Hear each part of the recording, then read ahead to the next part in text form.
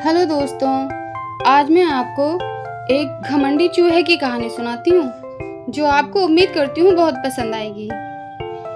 तो आइए कहानी शुरू करते हैं। एक जंगल था और उस जंगल में एक कुत्ता और बिल्ली रहते थे। उसी जंगल में वो चूहा भी रहता था जो अपने आप को बहुत ही खूबसूरत, समझदार और अक्लमंद समझता था।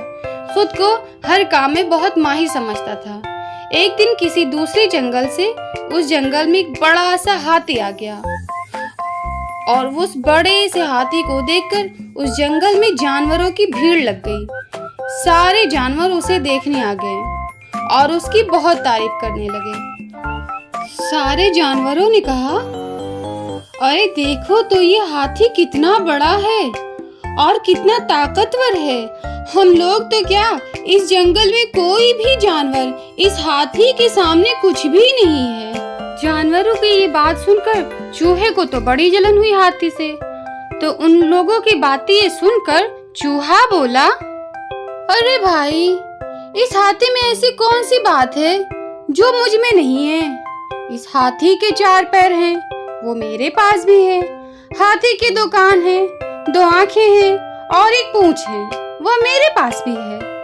इसके जैसी लंबी नाक मेरी नहीं है। मेरी नाक तो इस हाथी से बहुत अच्छी है और मेरे कान भी इस हाथी के फाड़वे जैसे नहीं हैं। जंगल के सभी जानवरों को चूहे की बात पर हंसी आ रही थी। जानवरों के झुंड में एक बिल्ली भी थी।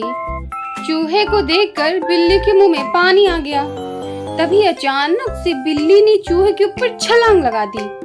चूहा किसी तरह से वहां से अपनी जान बचाकर भागा और भागते समय उसके रास्ते में एक कुत्ता आ गया। कुत्ता कई दिनों से भूखा था।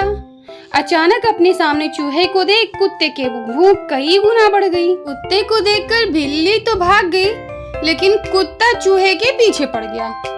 कुत्ता ने चूहे पर झपट्टा मारा, लेकिन किस्मत से चूहा कुत्ते के पंजे से बच निकला। भागते भागते चूहा हाथी के सामने जा पहुंचा। हाथी अपने मदमस्त चाल में चला जा रहा था। उसने चूहे को पूरी तरह नजरअंदाज कर दिया और हाथी ने आगे बढ़ने के लिए जैसे ही पैर बढ़ाया कि चूहा उसके पैरों के नीचे दबते दबते बच गया।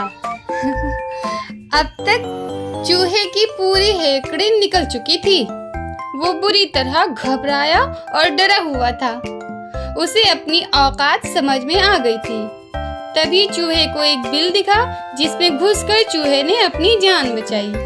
हाथी और चूहे की इस कहानी से हमें ये सबक मिलता है कि कभी भी दूसरों के अच्छे गुणों से, काबिलियत से हमें जलना नहीं चाहिए।